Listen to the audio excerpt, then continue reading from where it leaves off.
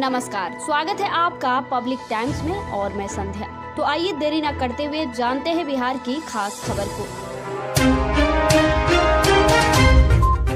राज्य में पिछले 24 घंटे में कुल 5,908 नए कोरोना संक्रमित पाए गए। इस दौरान 8 संक्रमितों की मौत हो गई, जबकि 1,790 लोग स्वस्थ हुए। राज्य में संक्रमण दर और बढ़कर 3.14% हो गई है, जबकि रिकवरी रेट घटकर 95.08% हो गया है। सबसे अधिक 2,202 नए संक्रमित पटना जिले में मिले हैं। अब पटना जिले में संक्रमण दर 20.65% हो गई है। राज्य में 1,88,133 सैंपलों की जांच की गई। राज्य के 15 जिले ऐसे हैं जहां नए केस की संख्या 100 से अधिक है। इनमें मुजफ्फरपुर में 264, समस्तीपुर में 249, दरभंगा में 232, भागलपुर में 210, जमुई में 180, बेगूसराय में 162, गया में 160, मुंगेर में 154, मधुबनी में 133, जहानाबाद में 132, नालंदा में 127, सारण में 122, सहरसा में 114 और भोजपुर में 107 नए कोरोना पॉजिटिव मिले हैं। मुजफ्फरपुर पिछले करीब एक सप्ताह से उपभोक्ताओं को ऑनलाइन बैंकिंग ट्रांजैक्शन में काफी परेशानी हो रही है। Internet banking, mobile banking, Google पे, फोन पे, पेटीएम आदि से भी सही से काम नहीं कर रहा है। कई बार लोग जेब में बिना कैश लिए दुकान पर सामान लेने चले जाते हैं। सामान लेते और जब पेमेंट करते हैं उनका ई-पेमेंट सर्विस काम नहीं कर रहा होता है। ऐसे में उन्हें दुकान में सामान वापस करना पड़ता है या नहीं तो एटीएम दौड़कर जाना पड़ता है। दुकान के आसपास एटीएम नहीं होती तो उन्हें काफी शर्मिंदगी उठानी पड़ती है। किसी से कर्ज लेकर दुकानदार को पैसा देकर सामान ले जाते हैं। पटना सहित समूचे बिहार में आज बुधवार की सुबह कोहरा और ठंड से सड़कों पर सन्नाटा पसरा रहा। आज बिहार में तेज हवा के साथ बारिश हुई। मेघा गर्जन के साथ ठनका गिरने की आशंका है। बिहार के लिए मौसम विभाग ने अलर्ट जारी किया है। मौसम विभाग के मुताबिक प्रदेश में अगले 48 घंटे तक मौसम खराब रहेगा। इसके साथ ही कई इलाकों में ओलावृष्टि के साथ बारिश की संभावना जताई गई है। जेईई एडवांस 2022 के लिए आवेदन करना स्टूडेंट को महंगा पड़ेगा। इसके रजिस्ट्रेशन की फीस को 2,800 रुपये से बढ़ाकर 3,400 रुपये करने का प्रस्ताव तैयार किया गया है। वहीं महिला SC, ST व दिव्यांग स्टूडेंट के लिए इसे 1,400 रुपये से बढ़ाकर 1,700 रुपये करने का प्रस्ताव है। इसके अलावा नॉन सार्क देशों के स्टूडेंट की फीस 150 अमेरिकी डॉलर से बढ़ाकर 200 अमेरिकी डॉलर और सार्क देशों के स्टूडेंट के लिए 75 अमेरिकी डॉलर से बढ़ाकर 100 अमेरिकी डॉलर करने का प्रस्ताव है। पटना मेट्रो स्टेशन के लिए जमीन की उपलब्धता से जुड़ी बाधाएं धीरे धीरे दूर हो रही है। राज्य सरकार से जुड़े संस्थानों व कार्यालयों की जमीन तो Patna metro rail corporation limited को मिल चुकी है, लेकिन केंद्र सरकार से जुड़े कार्यालयों की करीब 4,200 वर्ग मीटर से अधिक जमीन का अभी इंतजार है। हालांकि इसके लिए प्रारंभिक स्तर पर सहमति मिल गई है, लेकिन हस्तांतरण की प्रक्रिया पूरी होने में अभी वक्त लग रहा है। राज्य सरकार को उम्मीद है कि जल्द ही इसके हस्तांतरण का काम भी पूरा हो जाएगा। पटना एम्स के नोडल कोरोना अफसर डॉक्टर संजीव कुमार ने कहा कि 24 से 26 जनवरी के बीच बिहार में कोरोना पीक पर होगा। उस दौरान एक दिन में 18 से 20 हजार नए केस आने की आशंका है।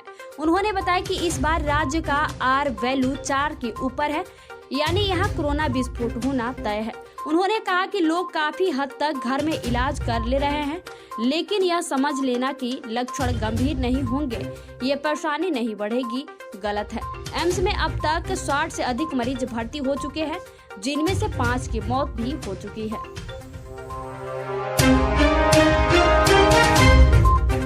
महिला विकास निगम द्वारा संचालित हेल्पलाइन पर इन दिनों अजीबोगरीब कॉल आ रहे हैं। कोई आधार कार्ड की जानकारी मांग रहा है तो कोई फोन रिचार्ज के प्लान के बारे में जानना चाह रहा है। महिला विकास निगम के अधिकारियों ने बताया कि इन हालात में वास्तविक मामलों के छूट जाने की आशंका बनी हुई है। ऐसे फोन कॉल से अधिकारी परेशान होते हैं, वहीं असली जरूरतमंदों को मुश्किल होती है। हेल्पलाइन नंबर पर आने वाले कॉल कई बार रेल की टाइमिंग पता लगाने के लिए होते हैं। इसी तरह 181 पर कस्टमर सर्विसेज, मुख्यमंत्री कन्या उत्थान योजना, मोबाइल रिचार्ज के साथ खाने से जुड़ी शिकायत व आंगनबाड़ी संबंधी कॉल भी आ जाती है। बिहार में बारिश ने ठंड के मौसम में परेशानी और बढ़ा दी है।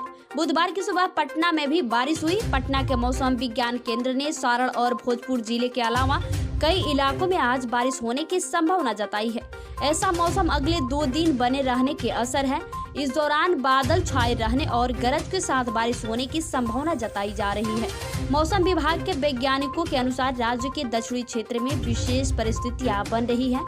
इसके चलते 2 दिनों तक आसमान में बादल छाए रहने के साथ बारिश के कारण ठंड में थोड़ी वृद्धि का पूर्वानुमान है। रबी के किसानों के लिए फसल सहायता योजना का निबंधन शुरू हो गया है। इसके लिए गेहूं के किसान 26 फरवरी तक अपना निबंधन करा सकेंगे। अलग अलग फसलों के लिए अलग तारीख तय की गई है। आलू किसानों के लिए 31 जनवरी तक समय है, तो अरहर के किसान 28 मार्च तक निबंधन करा सकेंगे। सरसों के लिए निबंधन का समय समाप्त हो गया है। इसके लिए 28 फरवरी ही अंतिम तारीख तय थी।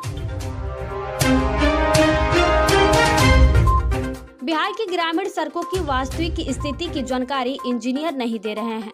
ऑनलाइन पोर्टल पर जानकारी अपलोड नहीं होने के कारण उन सड़कों के मरम्मत का काम बाधित हो रहा है। अब ग्रामीण कार्य विभाग के ऐसे इंजीनियरों के खिलाफ विभागीय कार्रवाई करने का निर्णय लिया है। विभाग योजनाओं के तहत बन रही सड़कों की स्थिति पोर्टल पर ऑनलाइन अपलोड करनी होती है। इस बाबत विभाग की ओर से नियमित अंतराल पर स्मारक पत्र दिया जा रहा है, लेकिन इंजीनियरों की ओर से इस आदेश की लगातार अनदेखी की जा रही है। हाल ही में हुई समीक्षा बैठक में पाया गया कि 60 कार्य प्रमंडलों की ओर से ग्रामीण सड़कों की जानकारी ऑनलाइन नहीं दी जा रही है, जबकि ऑनलाइन जानकारी देने के लिए इंजीनियरों को सभी संसाधन उपलब्ध कराए जा चुके हैं। कोरोना संक्रमण के मौजूदा रफ्तार को देखते हुए राज्य के करीब 1.25 लाख शिक्षक पदों पर चल रही नियुक्ति की प्रक्रिया पर ग्रहण लगने के असर है। जानकारों के माने तो सरकार के गृह विभाग द्वारा जारी दिशा निर्देश के अनुपालन में भी इसकी घोषित गतिविधियों का निर्बाध संचालन नियम विरुद्ध होगा।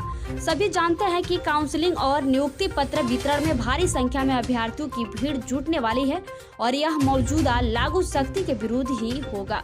दूसरी तरफ फरवरी में कोरोना संक्रमण के और तेज होने की असर है।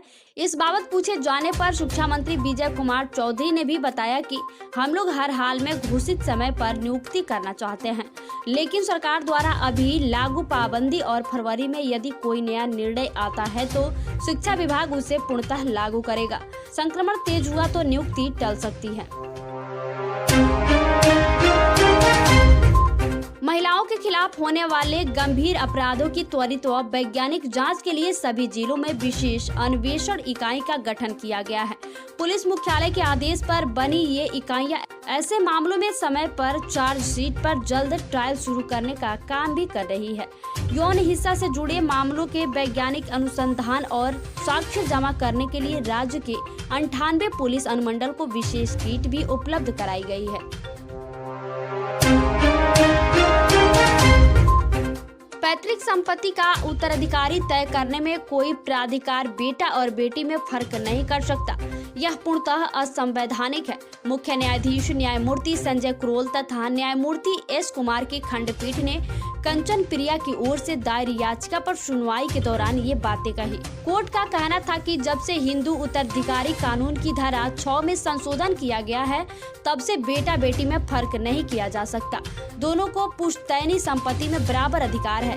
कोर्ट का कहना था कि सुप्रीम कोर्ट ने विनीत शर्मा बनाम राकेश शर्मा केस में हिंदू बेटियों को बेटे के बराबर हमवारिस माना है।